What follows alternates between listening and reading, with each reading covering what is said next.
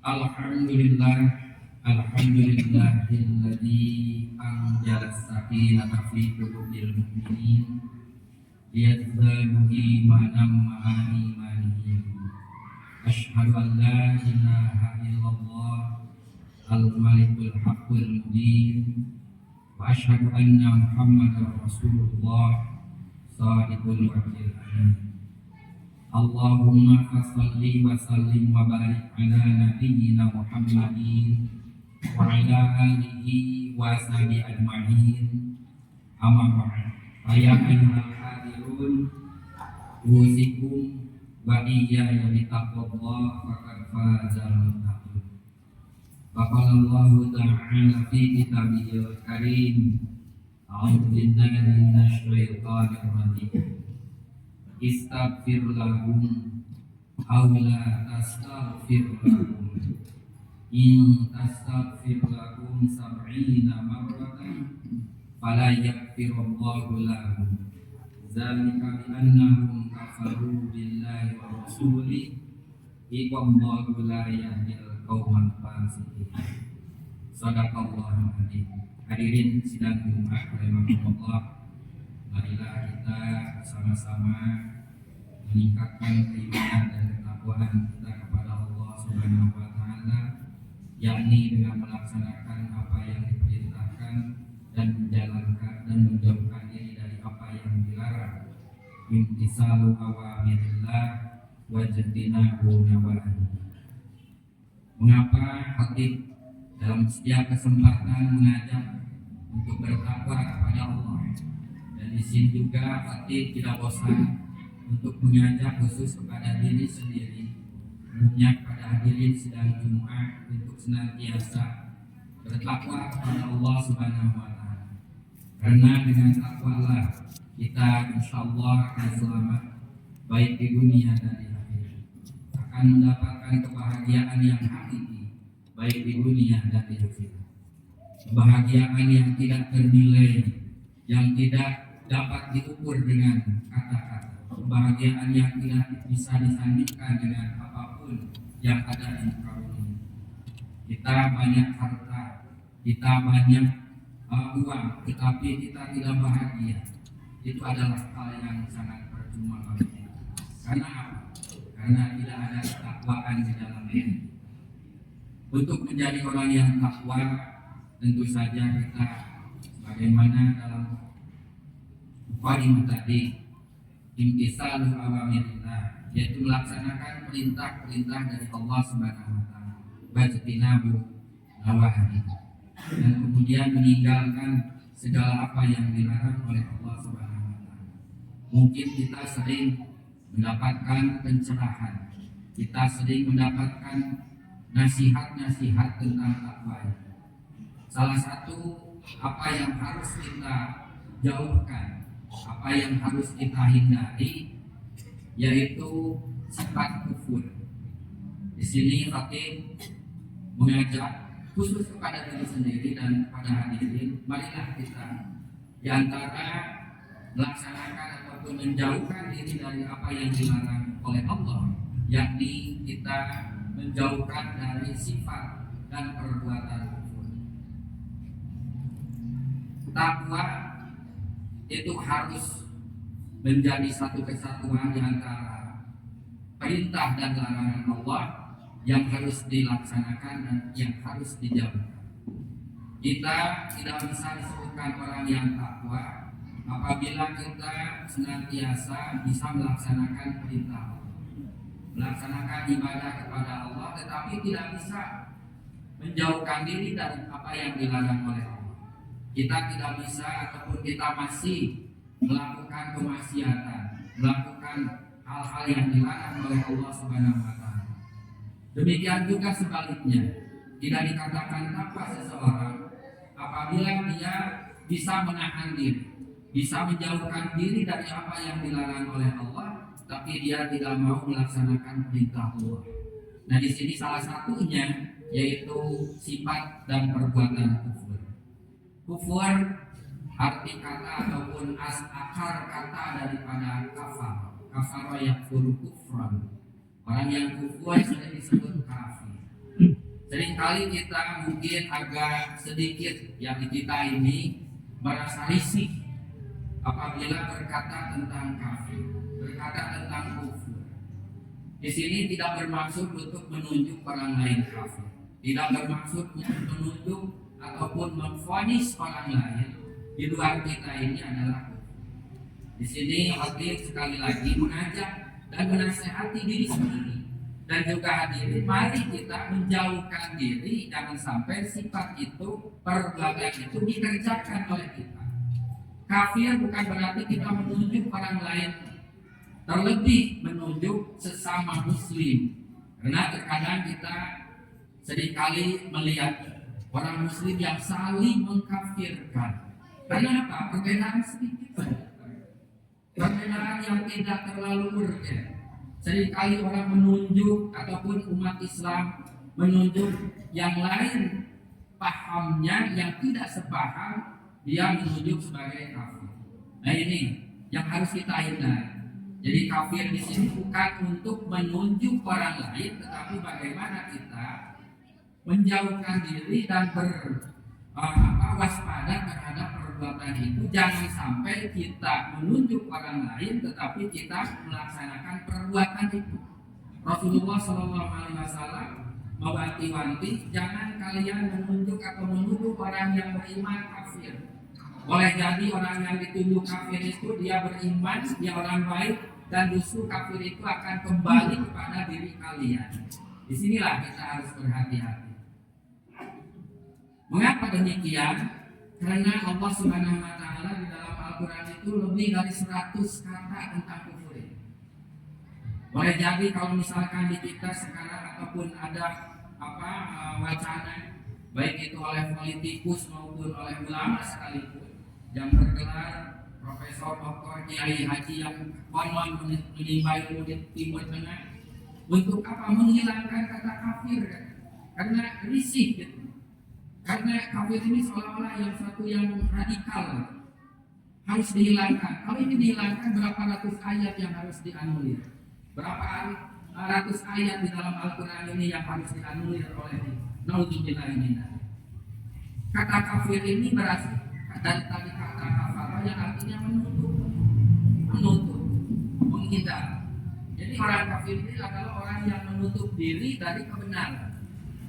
Orang Arab yang paham, yang pandai berbahasa Arab dan tahu tata bahasa Arab, dia bukan orang Islam, tetapi disebut kafir, dia tidak marah. Karena apa? Tahu arti dari kafir itu sendiri. Al-Quran dan Allah memberikan kata itu adalah kata yang dipilih oleh Allah yang mungkin dalam arti yang sebenarnya itu tidak yang sopan, menutup diri. Berbeda kalau kita misalkan karena menghilangkan kata kafir untuk orang di luar Islam dengan non-muslim.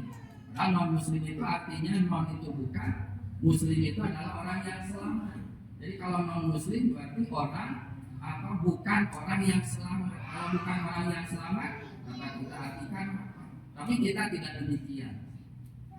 Ya, kita juga tidak tersinggung kalau orang lain di luar kita yang menunjuk ataupun mengatakan, karena di dalam ajaran yang lain pun menunjuk di luar agamanya, di luar ajarannya, misalkan dengan sebutan domba yang tersesat. Justru itu lebih ini lagi, lebih ekstrim lagi, tapi kita tidak peduli. Kita disebut domba yang tersesat, silahkan mau apa silahkan, yang penting kita beriman kepada Allah, yang menyebut itu adalah bukan Allah Subhanahu wa Ta'ala. Jadi kita tidak peduli. Hadirin sidang Jumat rahimakumullah. Jadi perbuatan kafir atau kufur ini ada beberapa sebab, ada beberapa hal. Yang diantaranya adalah kafir karena kita menolak, menutup dari kebenaran yang diberikan oleh Allah Subhanahu wa Ta'ala melalui Rasul. Padahal Allah telah memerintahkan kepada kita, a'udzubillahi minasyaitonirrajim, bismillahirrahmanirrahim, wa ma atakumullah fa'khudhuhu wa ma nahakum anhu fantahu. Apapun yang diberikan yang datang dari Allah, baik itu berupa Al-Quran maupun sunnahnya, maka terimalah, laksanakanlah. Wa ma nahakum anhu fantahu. dan apa yang dilarang oleh Allah maka jauhkan. Nah, ini salah satu bagaimana kita menghindarkan diri dari kufur itu sendiri. Kufur merupakan ataupun makhluk yang pertama kali kafir itu adalah iblis. Ketika diperintahkan oleh Allah untuk bersujud menghormati kepada Adam, kemudian iblis itu tidak mau, maka dikatakan oleh Allah, wa qulna lil malaikati isjudu li adama fasajadu illa iblis aba wastakbara wa kana minal kafirin. Maka tatkala diperintahkan atau dikatakan oleh Allah hormati atau sujudlah kepada Adam, maka semua malaikat bersujud kecuali iblis. Mengapa? Aba wastakbara. Aba karena enggan, malas, tidak mau. Wastakbara karena dia sombong, merasa lebih hebat daripada Nabi Adam, merasa lebih tinggi derajatnya. Karena dia apa? Karena dia dibuat ataupun diciptakan dari api, sementara Adam diciptakan oleh Allah dari tanah. Merasa bahwa api itu lebih utama, lebih tinggi derajatnya dibandingkan dengan tanah. Maka iblis tidak mau sujud. Maka dikatakan oleh Allah, maka minal kafirin, maka dia termasuk kelompok makhluk yang kafir, makhluk yang menolak kepada perintah dari Allah Subhanahu wa taala. Maka warisan yang diberikan oleh iblis itu sendiri kepada kita untuk mengkafirkan ataupun untuk membuat diri kita kufur kepada Allah, yang tadi yaitu aba, enggan, malas. Kita malas berbuat baik, disuruh sholat tidak mau sholat, disuruh kita zakat, mengeluarkan zakat tidak mau zakat. Ini adalah salah satu perbuatan kufur, salah satu bentuk bagaimana kata Rasulullah antara kafir dengan muslim itu adalah sholat. Maka ketika orang tidak mau sholat karena malas, maka itulah yang masuk ataupun yang termasuk kepada kekufuran, kepada kufur. Walaupun kita tidak bisa tidak memvonis orang itu adalah kafir karena tersinggung. Kemudian wastakbara karena sombong, merasa bahwa dia lebih baik, lebih tinggi, lebih hebat. Ya, jadi apa yang diperintahkan oleh Allah tidak mau dilaksanakan karena merasa lebih baik, lebih hebat daripada apa yang diperintahkan oleh Allah. Fenomena kita misalkan bahwa sebagian ataupun ada orang yang mengatakan bahwa Islam ini adalah budaya Arab. Apa yang diperintahkan, yang dibawa oleh Islam ini adalah budaya yang dibawa dari Arab.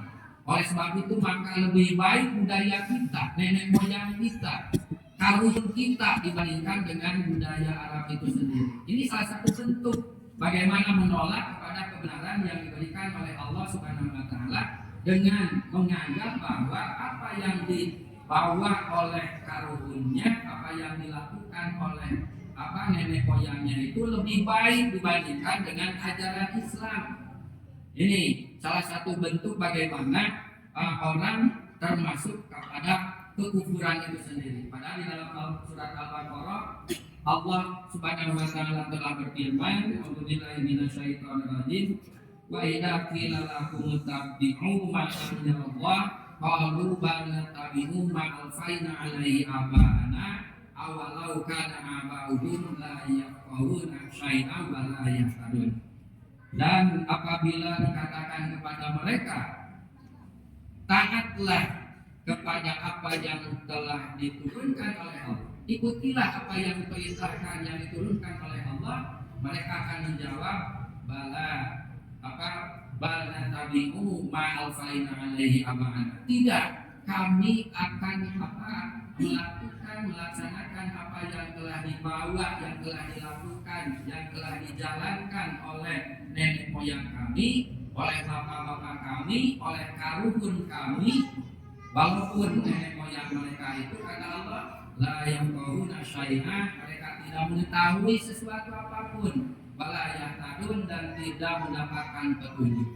Hadirin sidang jemaah rahimakumullah, betapa besarnya dosa bagi orang yang melakukan kekufuran. Maka di dalam Al-Quran banyak sekali bagaimana Allah memberikan teguran dan juga mendapatkan balasan terhadap orang-orang yang kafir. Masuk di dalam surat Al-Baqarah ayat yang Apa yang pertama-tama yang sebutkan, innallazina kafaru sawa'un 'alaihim a'anzartahum am lam tunzirhum la yu'minun. Sesungguhnya orang-orang kufur itu bagi mereka sama saja, baik itu diperingatkan maupun tidak diperingatkan, mereka tidak akan beriman. Khatamallahu 'ala qulubihim, maka Allah akan mengunci hati mereka, wa 'ala sam'ihim, terhadap pada pendengaran mereka, wa 'ala absarihim gisawah. Nah, kepada penglihatan mereka ditutup oleh Allah, gisawah walahum azabun alim, bagi mereka azab siksaan yang sangat pedih.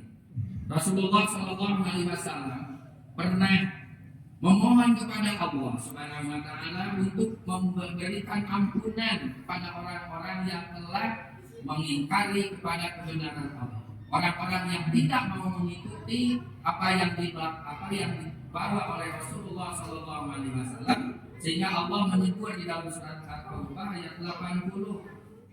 Allah berfirman, istaghfir lahum aw la tastaghfir lahum. Apakah engkau meminta ampunan kepada mereka atau tidak meminta ampunan kepada mereka, sama saja, gitu kan?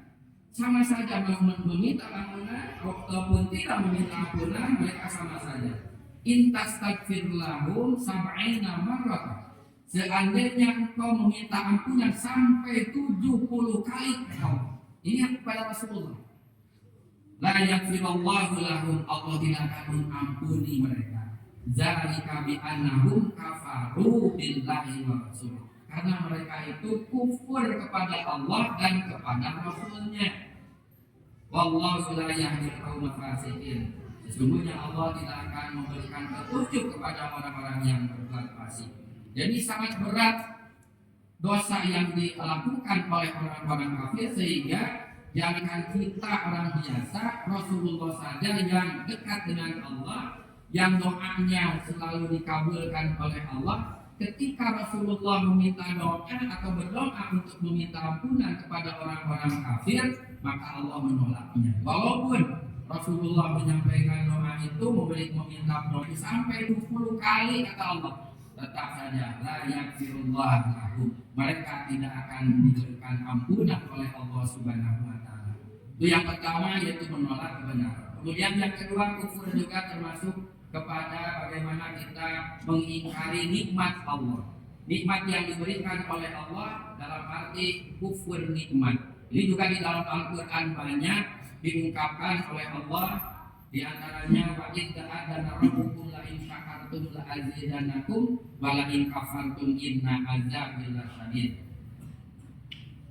Sesungguhnya telah beritakan kepada kalian, la in syakartum, apabila kalian syukur kepada Allah, la azidanakum wa la in kafartum inna azabi lasyadid. Sebaliknya, apabila kufur, arti tidak mensyukuri nikmat Allah, inna azabil syadid, sungguh azab Allah yang sangat besar.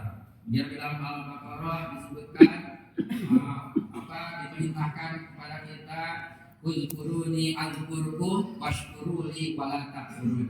Ingatlah kalian kepada Allah, niscaya Allah akan ingat kepada kalian. Washkuruli wala takfurun, dan bersyukurlah kepadaku, kata Allah, wala takfurun, dan janganlah kalian termasuk orang-orang yang kufur terhadap nikmat yang diberikan oleh Allah. Ini banyak kejadian ataupun hal-hal yang mungkin kita tidak merasakan, kita telah tergelincir kepada kufur nikmat ini. Misalkan kita merasa tidak diberikan apa-apa oleh Allah, kita tidak diberikan sebagaimana orang lain diberikan kenikmatan kepada kita, padahal kita sudah diberikan berbagai macam fasilitas, baik yang ada di dalam diri kita, panca indera kita, maupun yang ada di luar kita. Kita diberikan makan, minum, dan lain sebagainya. Itu adalah nikmat yang diberikan oleh Allah. Adapun kita belum bisa membeli mobil, itu bukan berarti Allah tidak memberikan nikmat kepada kita. Hanya situ saja. Kita kadang-kadang merasa belum diberikan nikmat oleh Allah. Padahal kalau misalkan kita ataupun misalkan orang itu ditawari uang 1 miliar, tapi matanya diambil atau dijual, mereka pasti tidak akan mau. Karena apa? Mata lebih berharga daripada uang 1 miliar. dan yang lain-lainnya. Itu adalah salah satu kenikmatan yang diberikan oleh Allah. Maka Allah di dalam surat Ar-Rahman lebih daripada 30 kali berfirman, "Fabi'ayyi ala'i rabbikuma tukadziban." Nikmat Tuhan kamu yang mana lagi yang kamu dustakan? Barakallahu li wa lakum bil ayati wa dzikril hakim wa taqabbal minni wa minkum tilawatahu innahu was-sami'ul alim.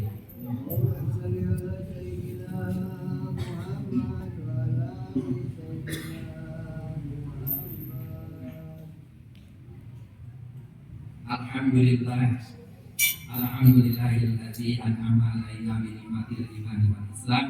Asyhadu an la ilaha illallah wahdahu la syarika lah wa asyhadu anna Muhammadan abduhu wa rasuluhu alladzi la nabiyya ba'dah. Allahumma shalli wa sallim wa barik ala nabiyyina Muhammadin wa ala alihi wa sahbihi ajma'in. Amin ya rabbal alamin. Allahumma ighfir lil mu'minina wal mu'minat wal muslimin wal muslimat al ahya'i minhum wal amwat innaka samiun qaribun mujibud da'wat ya qadiyal hajat. Rabbana zalamna anfusana fa in lam taghfir lana wa tarhamna lanakunanna minal khasirin. Rabbana hab lana min azwajina wa dhurriyyatina qurrata a'yunin waj'alna lil muttaqina imama. Rabbana la tu'akhidna in nasina aw akhtana. Rabbana wa la tahmil 'alaina isran kama hamaltahu 'alal ladzina min qablina. Rabbana wa la tuhammilna ma la taqata lana bih wa'fu 'anna waghfir lana warhamna anta maulana fansurna 'alal qaumil kafirin. Rabbana atina fid dunya hasanah wa fil akhirati hasanah wa qina adzabannar.